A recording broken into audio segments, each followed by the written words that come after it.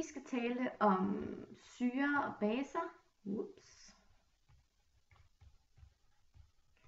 Og vi har allerede stiftet bekendtskab med en del forskellige syrer og baser fra hverdagen. For eksempel citronsyre i citroner og soda, natriumkarbonat som er en base, som man bruger som rengøringsmiddel. Men nu skal vi kigge lidt nærmere på, hvad der sådan rent kemisk set gør syre til syre og baser til baser. Det eneste, vi har fundet af lige nu, det er, at vi har fået delt dem op i nogle kategorier. Vi brugte en rødkålsindikator, en indikator, som kan fortælle en om noget af en syre eller noget af en base, hvor vi havde, at rødkålsindikatoren den gav en blå opløsning, når opløsningen var neutral, altså hverken var en syre eller en base. Hvis det var en syre, vi havde med at gøre, stærk syre, så blev opløsningen fuldstændig rød. Var det en stærk base, har vi den anden ende af skalaen, så blev opløsningen gul. I fyldte så for eksempel citronsaft eller eddike eller soda eller hvad det nu var i sodavand ned i den her rødkålsindikator, og så kunne jeg ellers placere dem her i løbet sådan imellem på skalaen her, alt efter hvor enten basisk den var, eller hvor surt det var. Det var en kvalitativ undersøgelse, som det hedder. Vi målte ikke, hvor meget syre eller base der var i. Vi så bare, at det var enten en syre eller en base. Det I så også gjorde, det var faktisk målte pH. Og pH, det kommer vi tilbage til meget mere om, hvad det er. Men det I fandt ud af var, at pH for den neutrale opløsning var 7. For syren her, der var pH 0. Og for basen var pH 14. Det var altså i yderområderne. Så det allermest basiske har en pH 14, og det allersureste har en pH på 0. Og så alt imellem 0 og 7, det er altså surt, og alt imellem 7 og 14, det er basisk. Så I kunne så finde ud af, at citron det lå sådan her i midten her, og soda lå sådan herude, og blev sådan en grønlig farve, en blanding imellem blå og gul, hvor citron det gav mere sådan en lyserød farve, blanding imellem rød og blå. Men nu skal vi kigge lidt nærmere på kemisk set. Hvorfor er citroner sure, og hvorfor er soda basisk? Og det er en af grundene til, at vi ved det. Det er faktisk en dansker, der fandt på det. Rosa. Skal jeg lige skrue hen til ham. Har han mit billede af ham? Her er han. Det er Johannes Brøndsted. En rigtig dygtig mand. Rips. Ham kan man ikke tegne ovenpå. Så Johannes Brøndsted. Og Johannes Brøndsted, han har simpelthen fundet ud af, hvad der gør en syre til en syre og en base til en base. Så hvis nu plejer at starte med at sige, starter med at skrive syre her, rips. Så Brøndsted, han har defineret og fundet ud af, at det der gør en syre til en syre, det er, at en syre er et stof, der kan afgive en hydron. Så en syre kan afgive en hydron. Hvad er en hydron? En hydron, det er en hydrogenion. Så altså et hydrogenatom, der har afgivet en elektron, så den får en positiv ladning. Hydrogenion er en hydron. Så en syre er altså et stof, der kan afgive en H+-ion. Så hvis nu vi tager basen, skriver det lige gult, bare fordi det var det den udslag den gav nede i opløsningen. Hvis vi så tager en base. En base er et stof, der kan optage en hydron. Det er stadigvæk en H+ her. Så en base optager en hydron. Okay, så det var Brøndsted, der fandt ud af det. Brøndsteds definition af syre, og det er også det, vi skal bruge igennem gymnasiet her. Så vil jeg lige starte med at give et eksempel på en syre. Det kunne for eksempel være saltsyre. Saltsyre, det var faktisk det, jeg hældte i yderst i skalaen. Det, der gav det helt den røde, meget røde farve i rødkålsindikatoren, det var saltsyre. Og saltsyre har den kemiske formel HCl, hydrogenklorid. Og Brøndsted siger, at en syre afgiver en hydrogen. Så det, der sker, er, at vi får H+ og Cl-. Så denne her hydrogen her, den bliver altså afgivet, og tilbage har vi Cl- klorid. Denne her klorid, den kalder vi saltsyres syrerest. Det er ligesom den rest, der er tilbage, efter at hydrogen er blevet afgivet. Lad os tage et andet eksempel.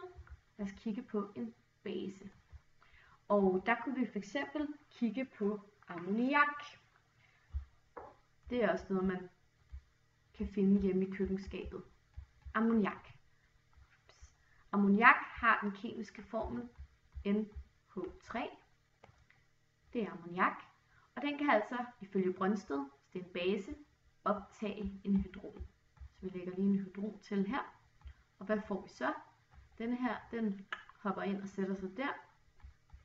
Og så får vi ammoniumionen. Kan vi skrive her. Det her, det hedder en ammoniumion.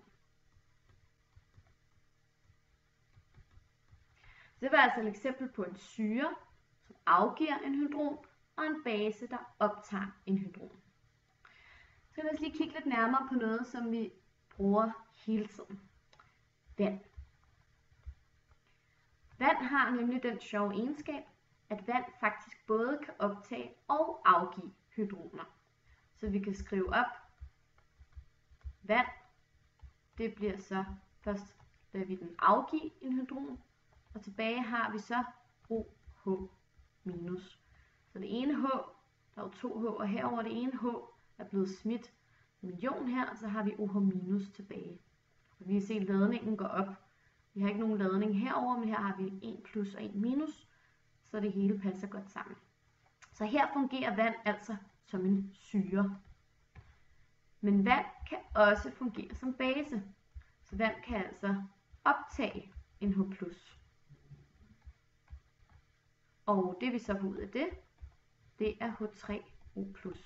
Så denne her proton er altså hoppet ind her, og så får vi denne her ion, som hedder oxoniumionen.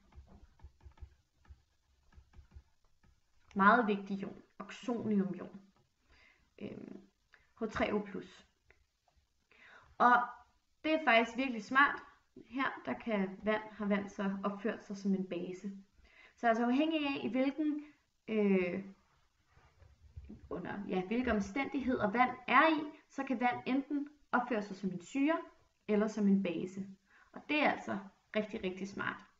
Fordi de her reaktioner heroppe kan ikke bare fungere sådan helt alene. Saltsyre begynder ikke bare at afgive en H+, og ammonium begynder ikke bare at optage en H+. Der skal altid ske et bytte. Så hvis der er en H+, der bliver afgivet, så er der også en H+, der skal optages et andet sted. Og det kalder vi for en syre-base-reaktion. Der skal altså ske både et optag af en hydron og en afgivelse af den. Så vi har en syre-base-reaktion. Syre-base-reaktion.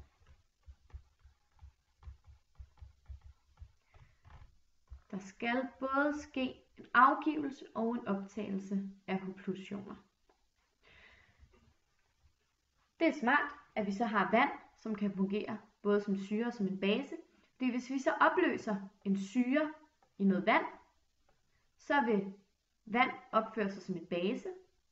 Og hvis vi opløser en base i noget vand, så vil vand så opføre sig som en syre, sådan så vi har en syre-base-reaktion mellem en syre og en base, syre eller en base og noget vand.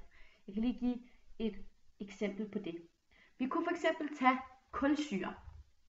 Kulsyre er det, der er i sodavand. Bliver med den blå her. Kulsyre. Kulsyre har denne formel. Det her det er kulsyre, kan vi skrive.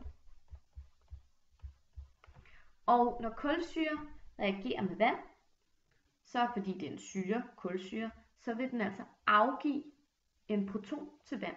Så hvordan ser det ud? Jeg kan skrive kulsyre plus vand. Denne her vil afgive en, så vi ender med, at vand opfører sig som en base, som heroppe, og producerer derfor en oxoniumion. Og tilbage har vi så hydrogenkarbonat.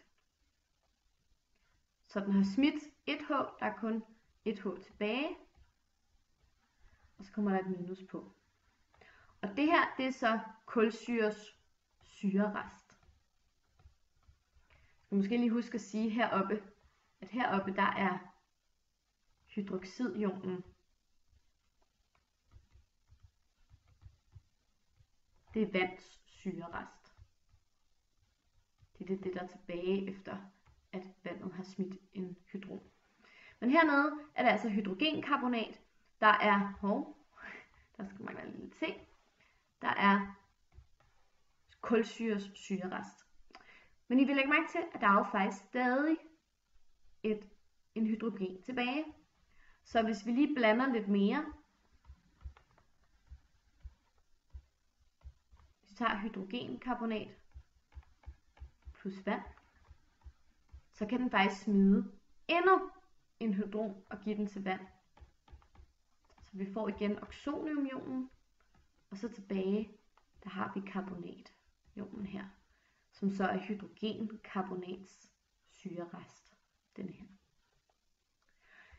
Fordi kulsyre har 2 protoner, og den altså kan afgive 2 protoner, så kaldes det for en divalent syre.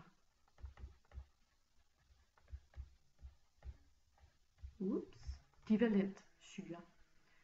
Kulsyre her, fordi den kan afgive først 1 proton i første trin. Så når den har afgivet alle dem, så kan den gå over til andet trin og begynde at afgive de sidste plusser. Faktisk så er det ikke helt korrekt, det jeg har skrevet her. Egentlig bør denne pil her, den kan jeg lige viske ud,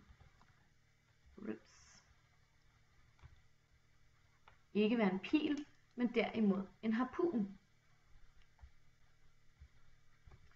Og harpunen her, den angiver, at det altså ikke er alle kulsyremolekylerne, der reagerer med vand og laver oxonium og hydrogenkarbonat. Det er kun nogle af dem. Så pilen viser ligesom, at den ikke er fuldt reageret, denne her reaktion. Ellers så skulle man have en helt enkel pil. Og det her det er altså fordi, det er en svag syre. Så svage syrer, de afgiver ikke alle deres protoner til vandet, men derimod kun nogle af dem. Og så har man harpunen her, som viser det. Det var det for nu. Vi tales ved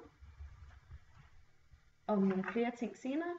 Men her var en lille intro til Brønsted syre og baser. Heroppe. Brønsted syre og baser. Vi har syre, et stof, der kan afgive en hydron, og en base er et stof, der kan optage en hydron. Det sagde ham her Seje Brønsted.